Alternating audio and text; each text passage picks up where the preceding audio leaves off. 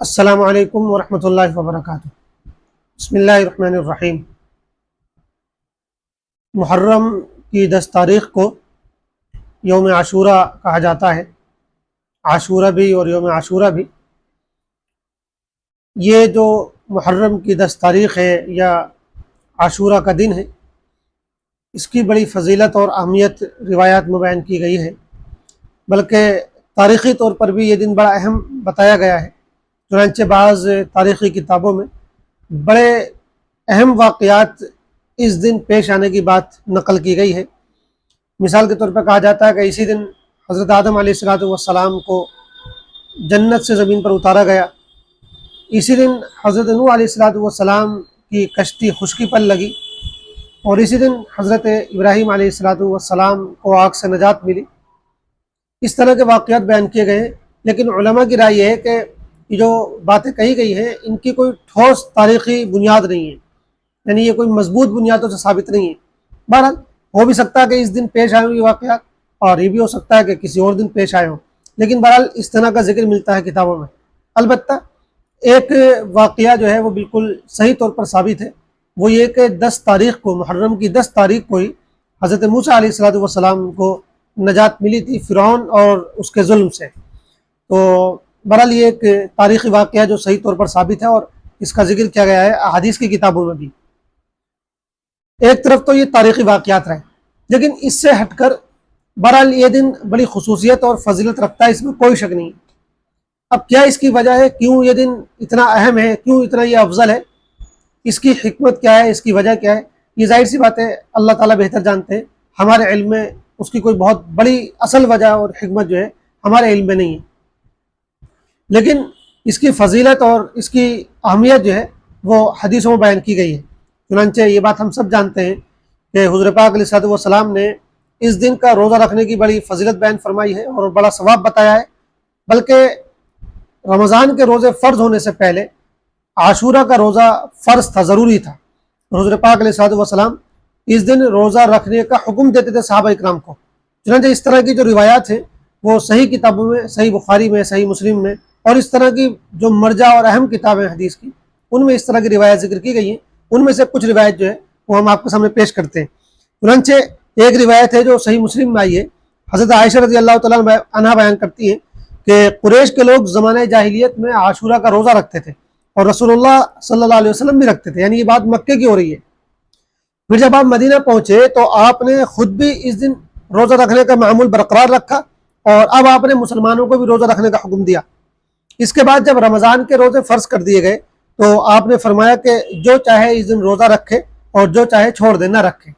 یہ صحیح مسلم کی روایت ہے اور حدیث نمبر ہے 1125۔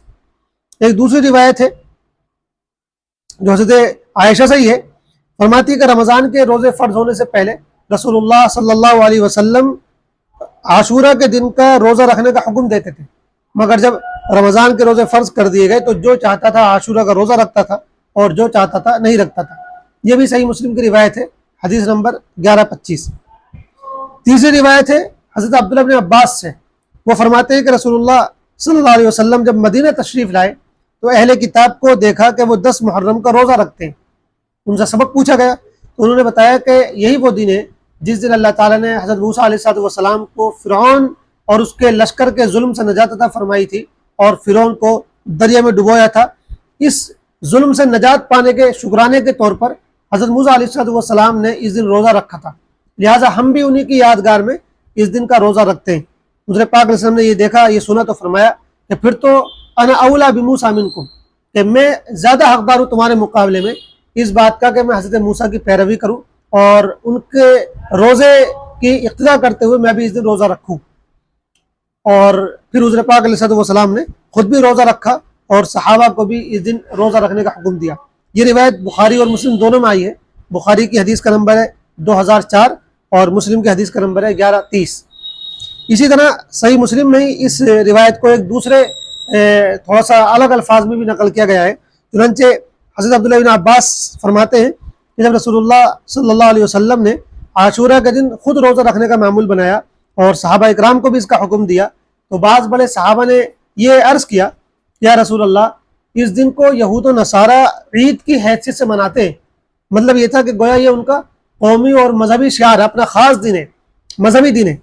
تو مطلب یہ تھا کہ جب یہ ان کا مذہبی دین ہے تو ہمیں اس دن روزہ رکھنے سے بچنا چاہیے.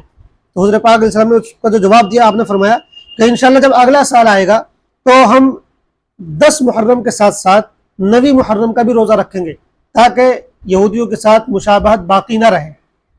حضرت عبداللہ فرماتے ہیں لیکن جب اگلا سال آیا تو محرم کے آنے سے پہلے حضرت پاک علیہ السلام اس دنیا سے تشریف لے گئے، اس لیے آپ کو گویا کہ اس سال کا محرم دیکھنا نصیب نہیں ہوا.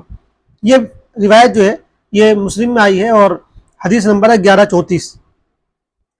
اس طرح کی مختلف روایت جو ہے وہ مستند حدیثوں میں آئی ہے، حدیث کی کتابوں میں آئی ہے. ان سے یہ پتہ چلتا ہے کہ عاشورہ کا روزہ یہ پہلے فرض تھا، لیکن جب رمضان کا روزہ فرض ہوا اور پورے مہینے کے روزے فرض کر دیے گئے تو حضرت پاک علیہ السلام نے اس کی فرضیت کو ختم فرما دیا اور یہ کہا کہ اب جو چاہے وہ رکھے اور جو چاہے نہ رکھے. اور دوسری بات یہ بھی پتہ چلتی ہے کہ چونکہ یہ یہودیوں کا اصل دن تھا، یہودی اس دن حضرت موسیٰ کے شکرانے کی یاد میں جو ہے روزہ رکھا کرتے تھے، تو حضرت پاک علیہ السلام نے کہا کہ ہم ان کی مشابہت سے بچتے ہوئے 9 محرم کا روزہ ساتھ میں رکھیں گے، یعنی 9 کا اور 10 کا.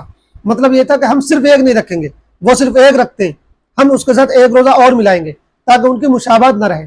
اس میں پہلی بات تو قابل غور یہ ہے کہ جب عبادت میں دین کے اس طرح کے معاملات میں بھی رسول اللہ صلی اللہ علیہ وسلم نے یہودیوں کی مشابہت سے بچنے کا حکم دیا ہے تو ظاہر بات ہے دیگر جو معاملات ہیں ان میں ان کی مشابہت کی اجازت کیسے ہو سکتی ہے. اور دوسری بات یہ پتہ چلی کہ جو بہتر ہے وہ یہی ہے کہ 10 کے ساتھ 9 کا روزہ رکھا جائے یا کم از کم 10 کے ساتھ 11 کا روزہ رکھا جائے، یعنی صرف ایک روزہ نہ رکھا جائے بلکہ 2 روزے رکھے جائیں. بلکہ بعض علماء نے یہاں تک کہا کہ سب سے بہتر شکل تو یہ ہے کہ 9 10 11 یہ 3 روزے رکھے جائیں، اور اگر ایسا نہ ہو سکے تو پھر 2 روزے رکھ لیں، 9 کا یا 10 کا، یا 10 کا اور 11 کا. پھر چونکہ آج کل یہودی روزہ نہیں رکھتے ہیں اور اب ان کی مشابہت کا کوئی معاملہ نہیں رہا ہے، اب اگر مسلمان ہی رکھتے روزہ صرف تو مشابہت ختم ہو گئی ہے. تو اس لیے بعض علماء کی رائے ہے اور بہت سے علماء کی رائے ہے کہ اب اگر کوئی صرف ایک روزہ رکھ لے 10 تاریخ کا تو بھی کوئی حرج نہیں، 10 کا بھی رکھا جا سکتا ہے. جیسے بہتر تو یہ ہے کہ 3 روزے رکھے جائیں یا 2 روزے رکھے جائیں، لیکن کم سے کم بہتر یہ ہے کہ ایک روزہ بھی رکھ لیا جائے تو بھی یہ سنت ہے اور انشاءاللہ اس پر جو ہے وہ ثواب ملے گا. اور سنت کی وجہ یہ سنت ہونے کی وجہ کہ حضرت پاک علیہ السلام چونکہ پوری زندگی جب سے بھی آپ نے روزہ رکھنا شروع کیا تو آپ نے تو ہمیشہ ایک ہی رکھا، تو جب ایک آپ نے رکھا تو ظاہر سی بات ہے سنت تو ثابت ہو گئی. بہرحال ایک بھی رکھا جائے گا تو بھی انشاءاللہ سنت کا ثواب ملے گا. ثواب کیا ہے اس کا؟ تو چنانچہ ترمذی کی ایک روایت میں اس کا ثواب یہ بیان کیا گیا ہے کہ حضرت پاک علیہ السلام نے ارشاد فرمایا 10 محرم کے روزے کے بارے میں مجھے اللہ سے امید ہے کہ اس دن کا روزہ رکھنے سے پچھلے 1 سال کے گناہ معاف ہو جائیں گے. یہ حدیث ترمذی شریف میں آئی ہے، حدیث نمبر ہے 752. تو گویا کہ بہت بڑی فضیلت ہے، تو ہم سب کو چاہیے کہ ہم اس دن روزہ رکھیں. اور اس سے ایک بات یہ بھی پتہ چلی کہ جو لوگ اس دن جو ہے شربت پلاتے ہیں، سبیلے لگاتے ہیں، تو گویا کہ جو دین کی ہماری اصل جو اسپرٹ ہے، روح ہے، وہ گویا کہ اس کے خلاف کام کر رہے ہیں. بھئی وہ شربت پلانے کا اور جو ہے پانی پلانے کا ماحول بنا رہے ہیں، جبکہ اسلام یہ کہتا ہے کہ اس دن روزہ رکھنے کا ماحول بنایا جائے. تو اللہ تعالی ہم سب کو اس دن روزہ رکھنے کی توفیق عطا فرمائے. آمین. والسلام علیکم ورحمۃ اللہ وبرکاتہ.